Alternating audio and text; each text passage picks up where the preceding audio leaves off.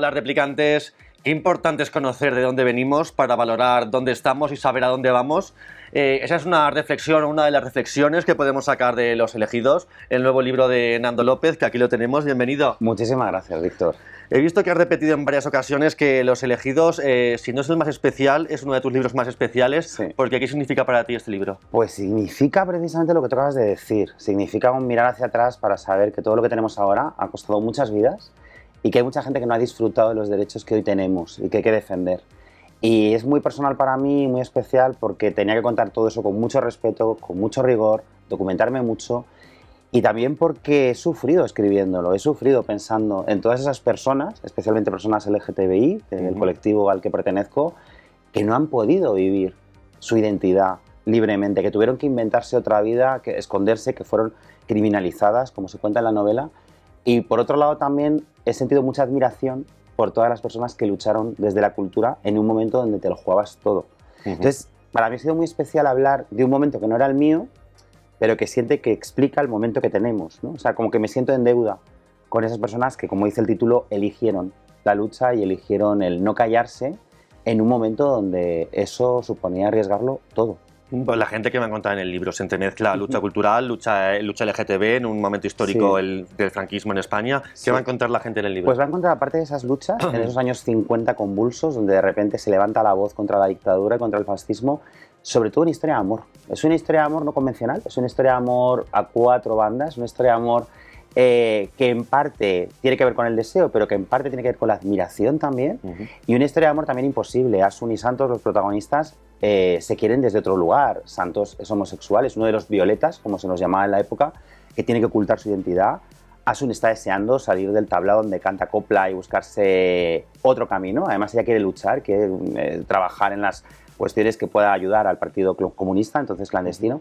Y los dos crean una alianza basada en esa admiración, en ese respeto mutuo, que es otra manera de amor, no es un amor sexual, pero sí es un amor a través de los libros que comparten, de las luchas que comparten, de las ideas, y a la vez viven su deseo con otros hombres, ¿no? Entonces también es un libro de amor y de muchas maneras de amor, y también de amor a la cultura, porque es un libro lleno de libros, lleno de teatro, más está estructurado en 5 obras de teatro que son muy importantes en la trama, ¿no? Así que yo creo que van a encontrar una historia de amor en plural o de poliamor, y que normalmente no hemos contado. Cuando hablamos de esa época lo contamos desde un lugar muy timorato y confundimos lo que vivían con lo que les obligaban a vivir. Y yo aquí he querido entrar en los dormitorios, en las habitaciones, y contar que había gente que vivía ya de otra manera, que inventaba otras formas de amar y de ser, a pesar de que quisieran impedírselo. Sí, que a pesar de ser clandestino, pero la gente vivía como podía, se buscaba... Exactamente, ¿no? Y eso me parece interesante. O sea, hay muchas escenas eróticas en la novela que hablan de eso, ¿no? Cómo buscar tanto, y por eso me interesaba tanto el personaje de él, cómo se vivía la realidad homosexual en ese momento, como el personaje de ella, ¿no? Cómo se vivía el deseo femenino, cómo vivía la mujer en ese momento de represión, de moralismo extremo, de juicio constante, y además en un contexto como el de la novela, en el que en el 54 los homosexuales somos incluidos en la ley de vagos y maleantes, ¿no? Y automáticamente pues se crean campos de concentración como el de Tefía, que también aparece aquí en uno de los fragmentos de la historia, y las mujeres, por supuesto, en una sociedad absolutamente machista, heteropatriarcal, con un papel muy marcado. Y me interesaba mucho hablar de esa lucha, muchas veces silenciosa, de quienes han escrito la historia, pero no tenemos sus nombres porque no son... salen en los libros. Exactamente, no salen en los libros. Y son, bueno, pues esas personas como Santos y Asun. Y yo creo que es un poquito también de lo que habla esta historia, de que al final cambiamos la realidad con nuestras acciones cotidianas, aunque creamos que no. Sí, ¿no? Que la historia está llena de personas anónimas y no solo de héroes o heroínas que han salido en los libros de texto. Claro, y aquí me gusta jugar un poco con esos grandes nombres, y en este caso de la cultura aparece Alfonso Sastre o Juan Antonio Bardem, que son nombres que han marcado una época, o en la poesía aparece Lorca o Miguel Hernández, pero a la vez encontramos los anónimos, ¿no? Esas personas que no están en esos libros de texto, pero que son esenciales. Como decimos, el libro se enmarca en un contexto histórico, los años 50, el franquismo, el 54, 56. ¿Cómo ha sido ese proceso de documentación para escribir el libro? Ha sido muy arduo, muy largo, muy complejo. Han sido como 7 años de trabajo, tanto en la documentación como luego en darle forma, en pensar cómo contar esta historia para que toda esa parte documental cupiese en el libro, pero además de una forma orgánica, y sobre todo que sea un libro ameno y que sea un libro emocionante, ¿no? Porque yo creo que una novela te tiene que emocionar. Entonces, por un lado, he recopilado muchos testimonios de personas que vivieron esos años, ya muy mayores, pero que me han podido contar cómo lo recuerdan, y muchos ensayos, entrevistas, periódicos de la época. He visto todo lo que he podido, he recopilado todo lo que he podido, he indagado mucho para luego a partir de ahí, una vez empapado de todo eso, construir el mundo de la novela, ¿no? Lo bonito de la narrativa es que puedes jugar con la ficción y la realidad. Lo que pasa es que aquí me importaba mucho que esa realidad fuera muy rigurosa, porque creo que es un momento demasiado duro como para frivolizar sobre él. Entonces yo quería que esos detalles estuvieran y luego que es una etapa en la que ocurren cosas que para mí son fascinantes, como que de repente la juventud universitaria se levante en armas a través de la poesía, ¿no? Y que el entierro de un filósofo como Ortega se convierta en una manifestación espontánea, casi improvisada, en las calles de un Madrid donde eso era impensable, ¿no? Y también eso tiene un componente muy narrativo, muy de novela, que en sí mismo a mí me apetecía muchísimo contar, ¿no? Como de repente la cultura puede convertirse en algo tan afortunadamente peligroso, ¿no? Para el poder. Como dices, han sido 7 años de proceso tuyo de documentación. Sí. La idea que tuviste al principio, hace 7 años, cuando te decidiste escribir este libro, tenías la idea, ¿ha cambiado mucho a lo que es ahora Los Elegidos? Ha cambiado mucho, Víctor, porque en esos 7 años han pasado muchas cosas, han pasado más libros, más teatro, una serie de televisión, han pasado muchos proyectos, ¿no? Y he aprendido mucho en esos proyectos. Entonces, cuando ha llegado el momento de realmente ponerme en firme con Los Elegidos, me di cuenta de que tenía que centrarme sobre todo en los personajes y en lo que viven los personajes. Si yo quería contar esta historia, necesito que la persona que lea el libro se enamore de esos personajes desde la primera página. Porque si no, todo lo demás se queda en el marco, se queda en el contexto. Y eso me ha ayudado mucho a escribir. Entonces yo tenía, creo que al principio, una idea más cercana a lo ensayístico y me di cuenta de que no, de que si yo quiero que no se olviden sus nombres, si yo quiero que no se olvide su lucha, tengo que pasar primero porque no se olviden a estos personajes, ¿no? Y en ese sentido ha sido una búsqueda de la forma, del punto de vista. También tenía muchas dudas de cómo contarlo y me di cuenta que al final eran 2 puntos de vista, era el de Santos y el de Asun, porque no existe uno sin la otra, ¿no? Y de repente la novela tenía sentido y, bueno, pues es tal y como se ha publicado con Destino, ¿no? Pero es verdad que ha habido una evolución que creo que es positiva, creo que he aprendido mucho en el proceso. O sea, tu objetivo es eso, que los lectores se enamoren de Santos y de Asun, pero aunque se entremezclen con hechos históricos, se crucen con personajes históricos reales. Claro, porque es que si no, al final te estás quedando en una novela histórica convencional y yo eso no quería hacerlo. Yo quería hacer una novela que fuera fiel a mi estilo. Yo soy un autor muy de personajes, que es lo que más me importa, porque es lo que más disfruto cuando leo. Al final tú escribes los libros que te gusta leer, ¿no? Claro. Y a mí me atrapan los personajes y me atrapan que tengan contradicciones y que tengan luchas complejas y que tengan, bueno, pues sombras y luces como tienen ellos, ¿no? Y que además se ven envueltos en un contexto que casi podríamos decir que los supera, pero que se niegan a que los supere, ¿no? Son 2 personas normales y corrientes, ¿no? Que de repente asumen roles importantes desde la lucha política.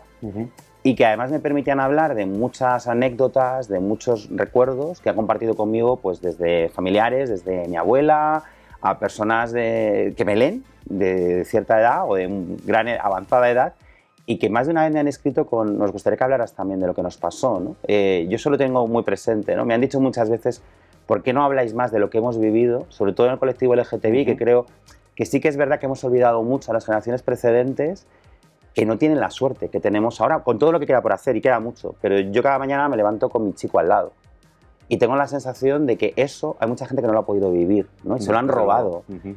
Y creo que les debemos, por lo menos, el contarlo y saber de dónde venimos. Tú lo decías al principio, para mí es fundamental, para pelear por todo lo que nos queda por conseguir y por no perder nada, sobre todo ahora que hay tantas voces de involución. O sea, creo que estamos en un momento donde la cultura no puede quedarse al margen.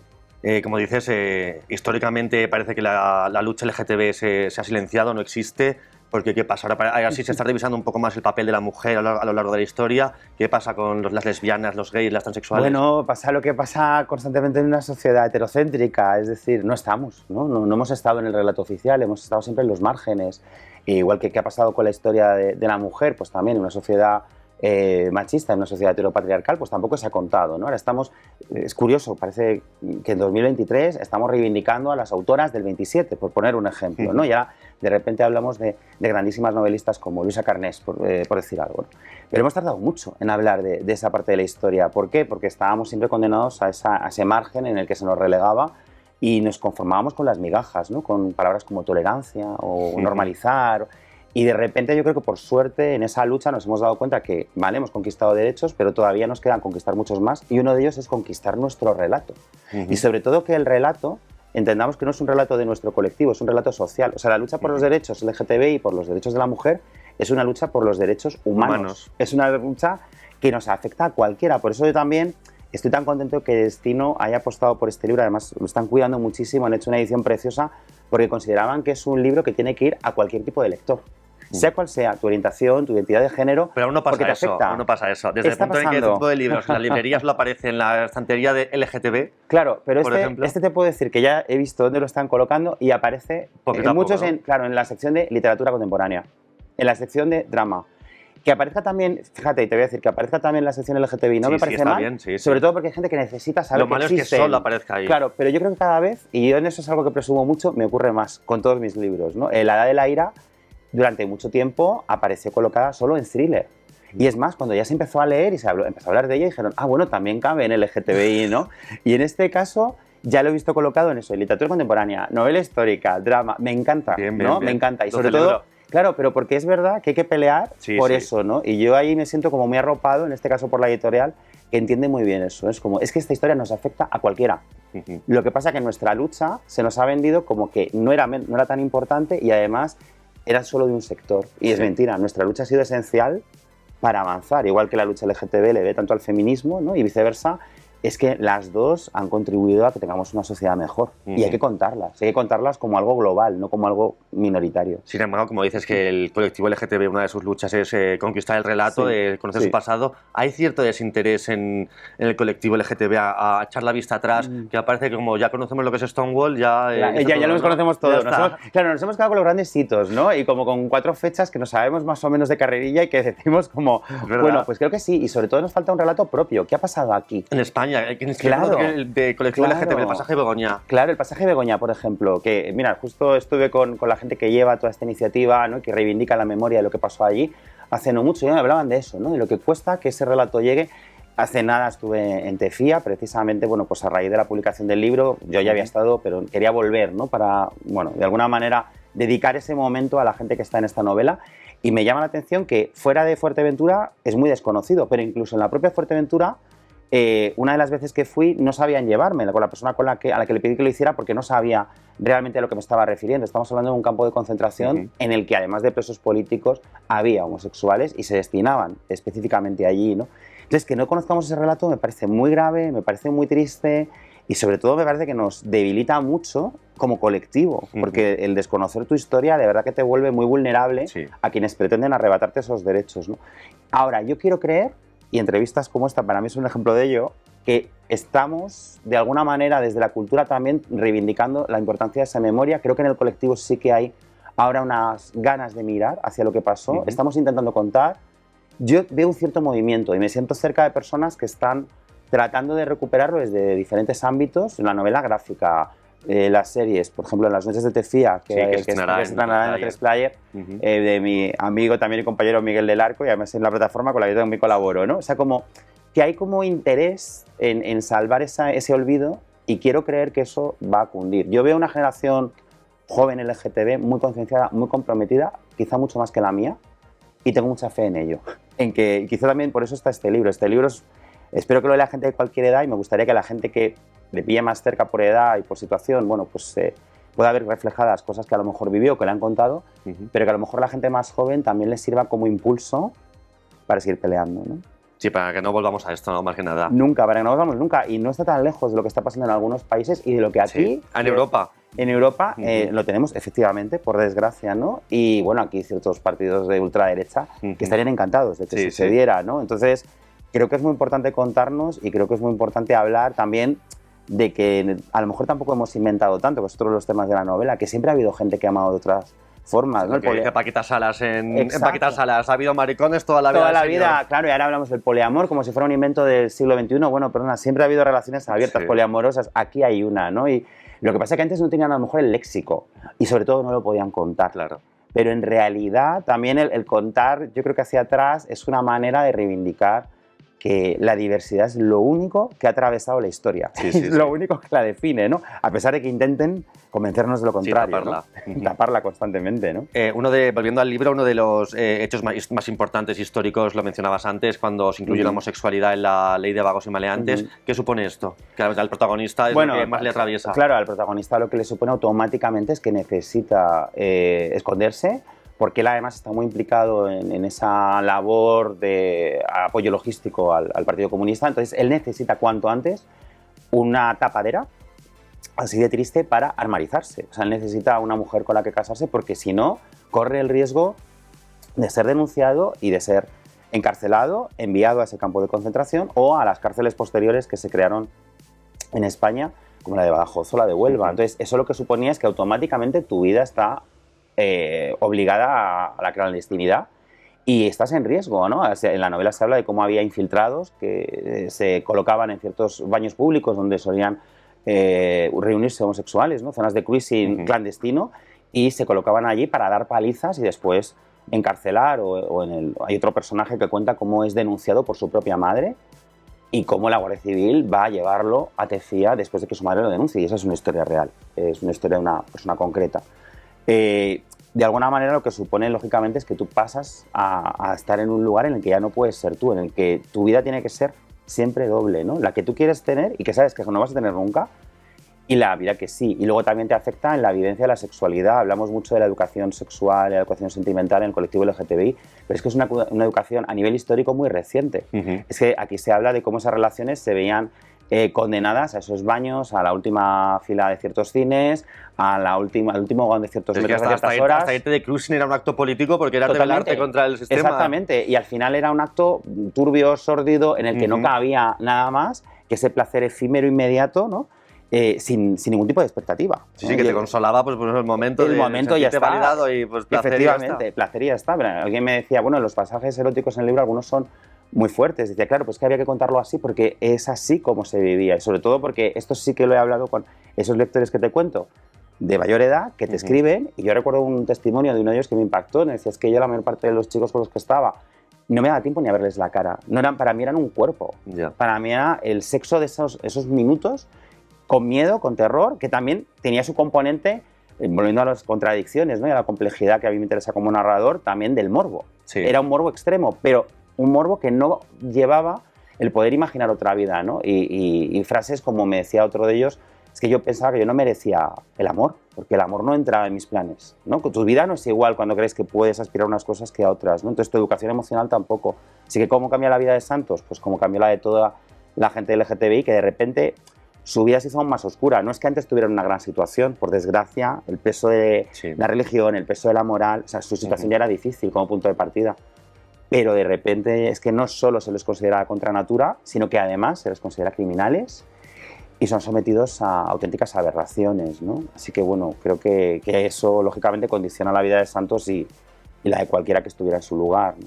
Y a partir de aquí también llega lo que decías, lo de Tefía. ¿Qué has descubierto en Tefía? Porque la gente escucha campo de concentración y se va a lo nazi, se va a esos hornos. Aquí no pasó eso, pero ¿qué pasaba en Tefía? Claro, allí lo que pasaba es que eran condenados a trabajos forzados, normalmente pues picar piedra, en un lugar completamente árido y hostil, un sitio donde no hay ningún tipo de esperanza de ver el mar, ni nada que se le parezca, es un desierto de piedra, bajo un sol de justicia en el que podían pasar hasta 2 años. Allí supuestamente ese trabajo les iba a curar. O sea, estamos en el concepto de ser LGTBI como ser un enfermo. Bueno, que eso sigue pasando aquí en la Comunidad de Madrid de terapias, pero bueno, efectivamente, esas terapias que deberían estar denunciadas y tener todo tipo de sanciones legales, ¿no? Esas barbaridades, efectivamente. Pues allí ocurría eso y entonces, claro, ¿qué pasaba? Las condiciones de vida eran extremas. Y muchas de esas personas intentaban quitarse la vida, no llegaban a cumplir ese encierro, y las que salían de allí salían con un estigma de por vida, porque claro, tampoco podías luego integrarte en tu vida civil. Tenías una serie de documentos que te impedían ejercer en la mayor parte de oficios, muchos de ellos ya estaban prohibidos, muchos de ellos después también vivían un destierro de sus propios lugares de origen, no podías volver al lugar del que te habían sacado. Y luego es cierto que, claro, muchas veces insiste en las cifras. Es cierto que te decía, no fue solo un campo de concentración para homosexuales, era un campo de concentración en el que había delincuentes, digamos, comunes, ¿no? Por ciertos delitos, presos políticos y homosexuales. Pero a partir de ahí se empiezan a buscar espacios específicos para homosexuales. Es más, los barracones hubo un momento que se dividieron, tal y por lo que se recoge en las crónicas y en todos los estudios sobre el lugar. Hay un momento en que 2 presos son sorprendidos teniendo relaciones sexuales, se les da una paliza terrible y después se decide apartar a los homosexuales en un barracón propio para evitar que se mezclen con el resto, ¿no? Y a partir de ahí, bueno, pues lo que se hace es deshumanizar a estas personas y se les obliga a una vida completamente, bueno, pues inmerecida, terrible, denigrante, y que, bueno, hubo quien sobrevivió a ella, que no, ya dependía también de tu fortaleza mental, de tu resiliencia. Y luego algo que también ocurría, bueno, pues que también se cuenta en la novela, eran los lazos de solidaridad entre esos presos, como de alguna manera buscaban el apoyo unos en otros para poder sobrevivir a aquello. Y entonces a mí lo que me llama la atención es que hayamos caído en comprar el eufemismo que usaba el régimen, ¿no? El franquismo lo llamaba colonia agrícola, y de alguna forma, bueno, ha conseguido borrar la huella de que existieron campos de concentración. Este es uno, hubo más. Y creo que es muy importante recuperar el léxico, lo que tú has dicho, ¿no? Campo de concentración y pensamos Auschwitz, ¿no? Parece que, claro, nuestra historia es algo terrible y también es algo que se reivindica aquí. De alguna manera ha calado ese relato que la ha dulcificado cuando estamos hablando de algo terrible. Exactamente, ha invisibilizado. Parece que el fascismo nos quedó lejos cuando el fascismo estaba aquí, ¿no? Y es más, aquí se cuenta cómo de repente esos actos culturales con los que se revelan tienen que ver con que en el momento en el que ese franquismo se asienta internacionalmente y tenemos, bueno, pues pactos con Estados Unidos, el concordato con el Vaticano, hay un momento donde una generación joven piensa, horror, es que esto se va a quedar, es que esto... Y así fue. Y así fue, ¿no? Y bueno, de alguna forma eso también hay que contarlo y recuperar ese lenguaje y asimilar que nuestra historia es la que es, porque es que si no, vamos a seguir sin la dignidad democrática que necesitamos. Saltando de la lucha LGTB del libro a la cultural, también con Los elegidos pretendes poner en valor el poder transformador de la poesía, del teatro, del cine, ¿no?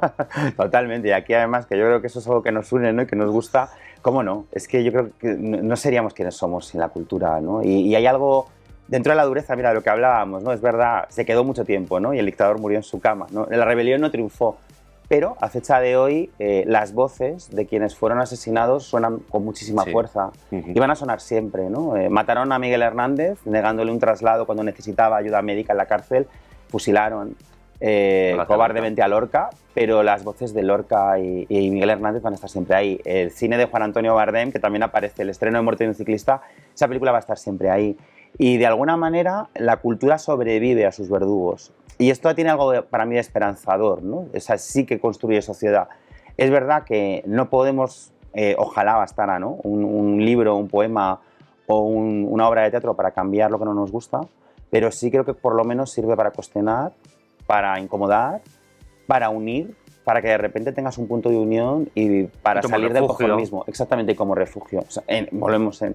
¿Cuántas veces hemos buscado un libro, ¿no? para refugiarnos en él y sentirnos un poco menos solos, de alguna forma? Y luego también como comunicación. Hay algo... Ellos se aman a Asun y Santos a través de los libros que comparten. Yo espero que la gente cuando lea la novela mire un poquito los libros que tenga a su alrededor en su casa y piense cuántos de ellos vienen de historias de amor, de desamor, de amistades, de la familia. O sea, yo creo que los libros cuentan la vida de una persona. Sí. De hecho, Los elegidos se estructura en 5 partes, que son los 5 libros que esconde Santos. ¿Qué significado tienen estos libros? Bueno, son 5 libros de teatro. Ahí está mi amor por el teatro. Yo, además de novelista, soy dramaturgo y me apetecía mucho que en esta novela el teatro y la novela estuvieran muy unidos, ¿no? Y son 5 obras de teatro que tienen una característica. Están protagonizadas por 5 mujeres que son 5 rebeldes, ya sea Rosaura en La vida de sueño, o Julia, la señorita Julia, o Antígona en la tragedia de Sófocles, ¿no? Y son 5 mujeres que de alguna manera guían la vida de Asun y Santos. Santos se las va presentando a Asun desde un lugar un poco didáctico casi, ¿no? Porque le gusta compartir con ella eso que él ama, que es el teatro, y a ella, que tiene vocación de actriz, le gusta jugar con esas mujeres y sentir que hay algo de esas grandes mujeres de la literatura universal dentro de sí misma, ¿no? Y de alguna forma es verdad que ese hilo y ese vínculo de los 5 elegidos, como ellos llaman esos libros, también es parte del vínculo que van trabando, ¿no? Es más, esos 5 libros que existen como tal, esas ediciones, yo las tengo en casa, porque para mí era importante que esos libros fueran físicamente reales, que estuvieran en mi poder en todo este tiempo que he estado escribiendo la novela. Ellos los guardan en un lugar muy simbólico, los guardan debajo de la cama. No solo para esconderlos, porque parte de ellos son prohibidos, como la edición de Lorca, sino también porque esa cama donde ellos no tienen sexo, sí tienen lectura. Y esa lectura es su manera de amarse, aunque luego el sexo lo tengan con otras personas. Como dices, estos 5 libros también son cinco mujeres valientes, también lo haces a través de Asun. Es un homenaje a lo que el colectivo LGTB debe históricamente a las mujeres, que seríamos los maricones y las mujeres. ¿Qué seríamos? ¿No? No seríamos nada, es así. Y es más, a mí me da mucha tristeza cuando olvidamos que nuestras luchas van unidas, ¿no?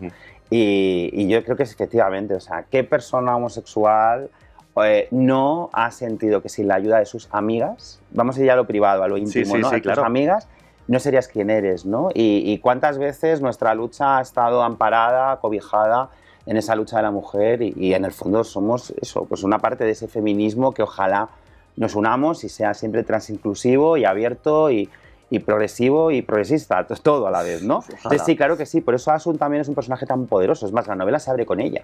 Santos no es Santos sin Asun, no puede ser sin Asun. Y lo aprende a lo largo del libro también, pero igual que tampoco puede ser sin Carmen, que es otra mujer muy importante en la novela.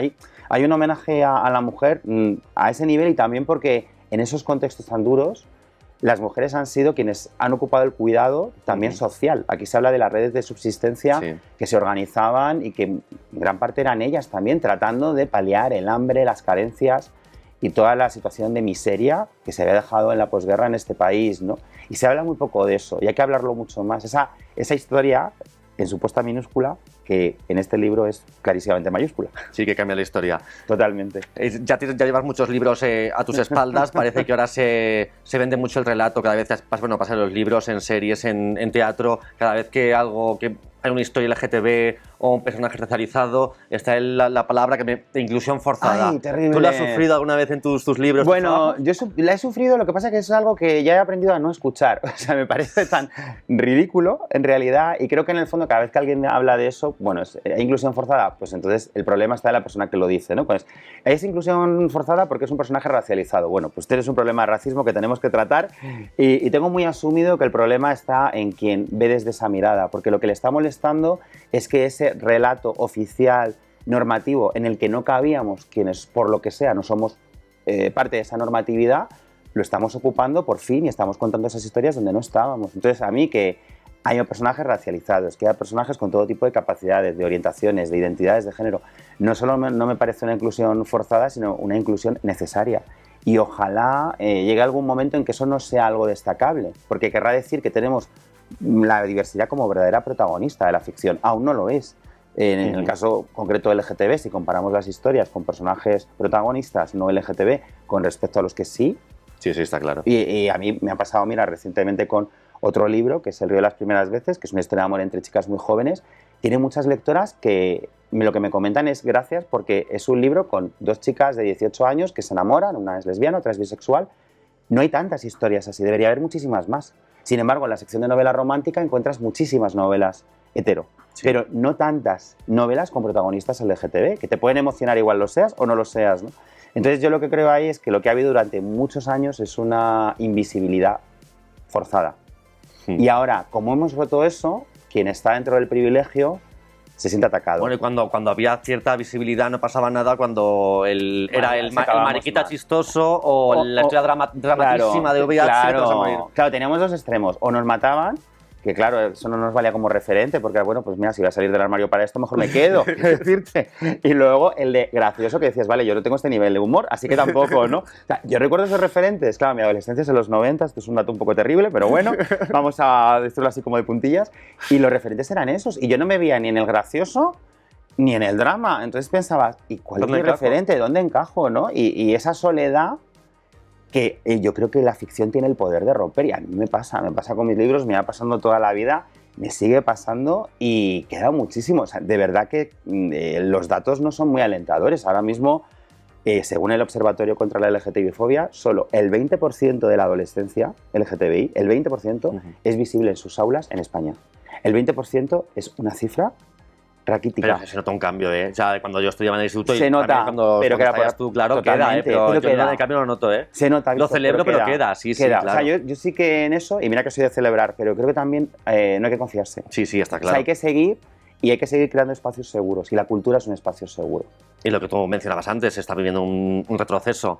Claro. O sea, la polémica que hay porque hay educación sexual en las aulas o... Claro, es que habíamos avanzado mucho y de repente lo que hay es una especie como de abismo en el que nos estamos deteniendo, y yo creo que ahí lo que hay que seguir es adelante y con más intensidad si cabe, ¿no? O sea, yo tengo la sensación como de que este libro llega en el momento que tiene que llegar, quizá por todo eso también, ¿no? Porque es un recordatorio de que esa cultura es ese lugar seguro al que te puedes aferrar y en el que puedes ser y en el que puedes encontrar camino para seguir construyendo, ¿no? Además, tú desde tu parcela escribes mucho para jóvenes, para adolescentes, intentas cambiar el mundo pues acercándote a ellos. ¿Cómo ves a la juventud de hoy en día, que al fin y al cabo son el elemento transformador próximo? Bueno, futuro? la veo una juventud que, en primer lugar, lo que le ha tocado es un contexto muy difícil, con lo cual están, yo creo que recuperándose de esta situación que hemos vivido a nivel global tan compleja, pero que a ellos les ha tocado una etapa esencial de su vida y que es muy consciente de la importancia de cuestiones como la salud mental, que yo creo que otras generaciones hemos vivido de una manera mucho menos crítica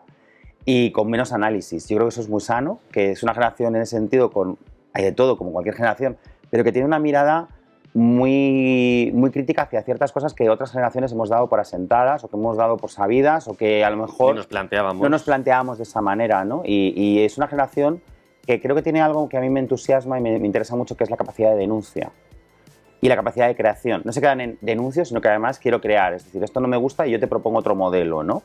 Y yo eso lo veo mucho, lo veo muchísimo. Los coloquios que hago con jóvenes son interesantísimos. La manera de preguntar, de plantear, de cuestionar, se les llama mucho, ¿no? Generación de cristal, y yo siempre digo lo mismo, que es, vale, a lo mejor son de cristal, pero no por ser frágiles, sino porque transparentan muchísimos defectos y problemas de esta sociedad que siguen ahí.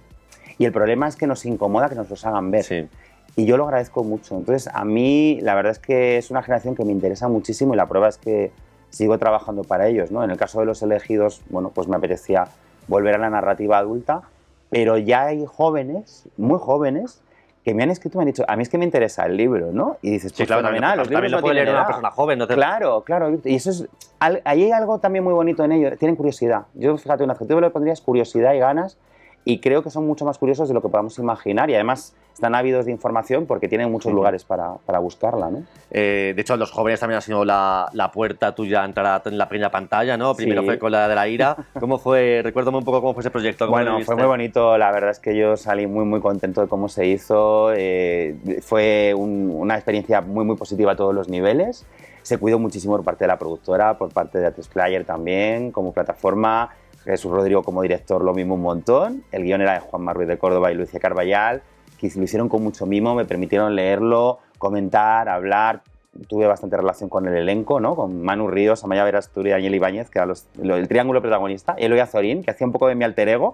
Y fue una relación muy bonita con todo el equipo y sobre todo con muchas ganas de contar esa historia que está teniendo mucha vida, que la sigue teniendo, que le deparan cosas muy bonitas en no muchos meses, además, y como que ha sido un viaje maravilloso, ¿no? Y además la cantidad de mensajes que yo he recibido desde que se estrenó y que sigo recibiendo, bueno, justifican que se haya hecho, y mensajes muy alentadores a muchos niveles y sobre todo de público, que es algo que me encanta, intergeneracional.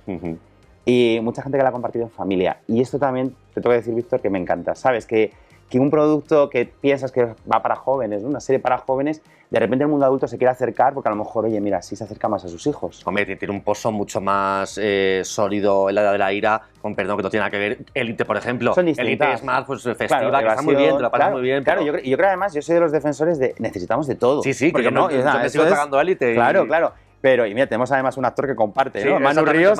Sí. Pero yo creo que evidentemente lo que tienes que hacer cuando haces una serie o una novela, una obra de teatro, es como saber qué es lo que quieres contar y cómo, ¿no? ¿Qué tipo de narrativa estás buscando? ¿Más de evasión? ¿Más de compromiso? Yo tiro al compromiso, no lo puedo evitar. Es la que a mí me interesa. Entonces, la edad de la ira te remueve, te cuestiona, te dice, bueno, pues esto sigue pasando aunque no lo quieras mirar, está aquí. Pero también tiene una mirada esperanzadora, que es un tema que se repite, mira, esto también Los Elegidos, me acabo de dar cuenta, que es la amistad. La amistad es clave en todos mis libros, porque quizás lo que nos ha salvado, tú lo hablabas antes, ¿no? La amistad con las amigas, bueno, la amistad en general, ¿no? Sí. Y es verdad, es diferente, pero que lo bonito de ese viaje ha sido la cantidad de gente que lo ha compartido. Profes que me cuentan que lo están viendo con su alumnado, ¿sabes? Y que se lo recomiendan y lo ven. Bueno, no sé, yo con la de la ira la verdad es que estoy muy feliz. Es un libro que sigue. El otro día pasaba por FNAC y ponía actualidad, ¿no? Y estaba el montón de la edad de la ira y dije, mira, actualidad, y se publicó hace 11 años y aquí seguimos en la actualidad, ¿no? Bueno, es el sueño también te digo, es el sueño de un autor que un libro se mantenga en el tiempo. Claro. Y con este ha pasado, fue novela, luego fue obra de teatro que escribí para La Joven, serie de televisión, es un podcast. Bueno, nos falta el videojuego, lo mismo, mira, se anima. Se vienen cositas, ¿no? Pues a ver si Los Elegidos también deja ese pozo y sigue al largo del tiempo. Ojalá, sería muy bonito, Víctor, ojalá. Pero bueno, desde luego te dejó buen sabor de boca el trabajo de la ira, porque vas a seguir con A3 Player, ahora se viene Red Flags. Red Flags. Se empezó a grabar en octubre, si no me equivoco. Sí, ¿Qué nos puedes contar? Pues que ha sido un proceso maravilloso, es una producción de Z Studios. La he podido coescribir con una directora y guionista fabulosa, que se llama Estel Díaz. Los directores son ella y también Ian de la Rosa. Y ha sido tan bonito. Bueno, me pidieron una idea para una serie desde A3 Player, confiaron en mí, les planteé una idea que es Red Flags. Quería hablar de, por un lado, el sexo en la adolescencia, pero desde un lugar realista. ¿Cómo es el sexo real? No el sexo que nos cuentan en la pornografía, que ahora se está empezando a consumir desde los 12 años. Y por otro lado, hablar de las violencias. ¿Cómo afectan las violencias, las diferentes formas de violencia cuando tienes 16, 17, 18 años en este contexto? Y esas violencias te llegan no solo desde lo físico y lo cotidiano, sino también desde las redes, ¿no? Una peculiaridad de la serie es que los 4 protagonistas solo se conocen a mitad de temporada. Durante la primera mitad de la temporada, su relación es solo virtual. Y también hablamos de eso, que nuestra forma de relacionarnos ha cambiado, ¿no?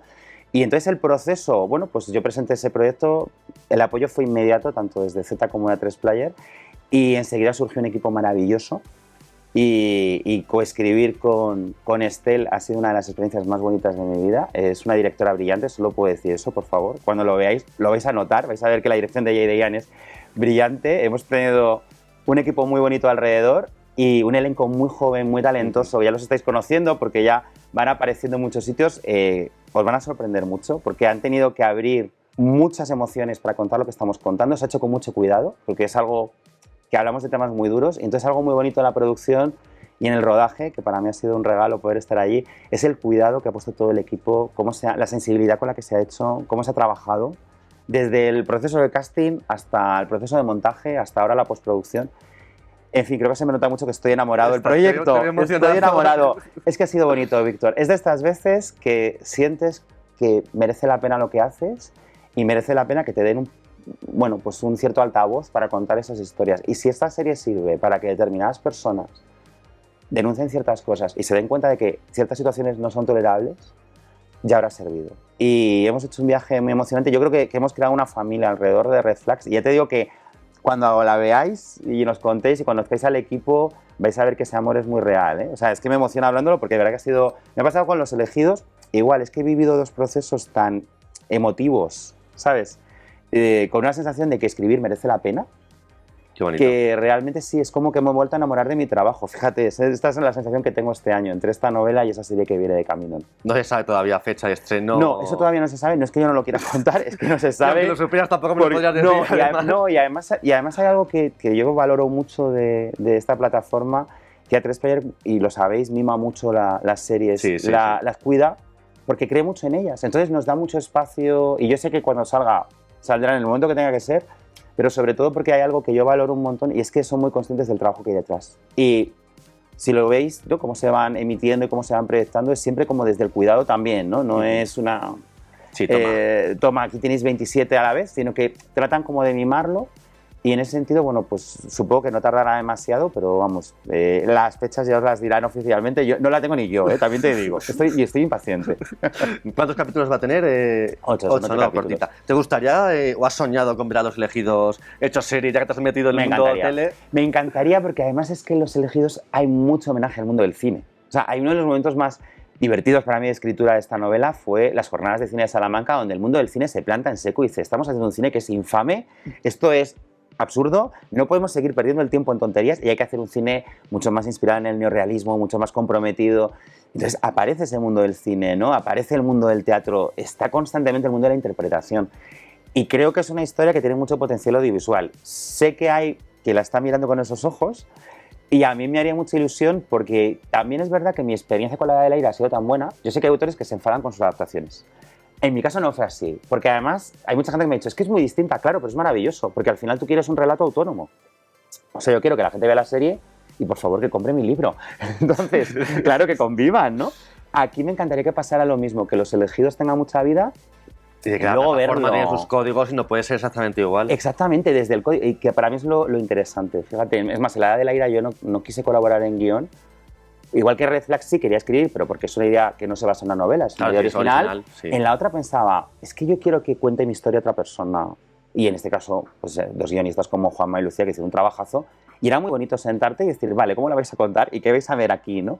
Entonces, bueno, ojalá Los Elegidos llegue a la pantalla. Sí, sí me gustaría, Víctor, la verdad es que sí. Y además que creo que también es algo que hay gente que ve como, ya te digo, un riesgo, yo lo veo como una sinergia maravillosa. O sea, una adaptación audiovisual siempre suma a la vida de un libro. No, y que además en el caso de Los Elegidos ya se sumarían todos los clichés, incluso en Forzada, en España solo se hacen películas y series sobre la guerra civil. Bueno, yo me llevaría... Sí, sí. Es Te verdad, llevarías tu palo por todas claro, partes. pero realmente es que tengo muchas ganas de esa polémica, en realidad. O sea, yo creo que debería hacerse... ¿Te gusta un salseo? Me gusta un salseo. Y esto, mira, pues nos va a dar muchos titulares. Ya estamos, otra vez, la inclusión forzosa. Mira, hablando, los homosexuales quejándose. Lo tienen todo, ¿no? ¿De qué te quejas? ¿Por qué no hay un orgullo hetero? Yo creo que hay una serie de tópicos que podrían salir al hilo de todo esto. Ya todo. Todos, es más, podemos hacer un listado si quieres y lo vamos pasando, ¿no? Yo puedo hablar con la productora que lo quiera llevar a cabo y yo le planteo la lista de polémicas posibles. ¿Estás preparada? Porque se viene todo preparada, esto. se viene todo esto, se vienen cositas, ¿no? Que decimos, pues todas esas. Pues sí. Bueno, llegue o no llegue a nuestras pantallas, lo que ya podemos disfrutar de ella en... Se salía el 26 de abril, o sea... A disfrutar de Los Elegidos, a aprender, a reflexionar, a enamorarnos de Santos y de Asun. Sí. Pues muchísimas gracias. Mil gracias a ti. Ojalá sirva Víctor. esto para mucho. Ojalá y ojalá sigamos encontrándonos y hablando de libros, Seguro que series sí. y de lo que se tercie. Muchísimas gracias. A ti, de verdad.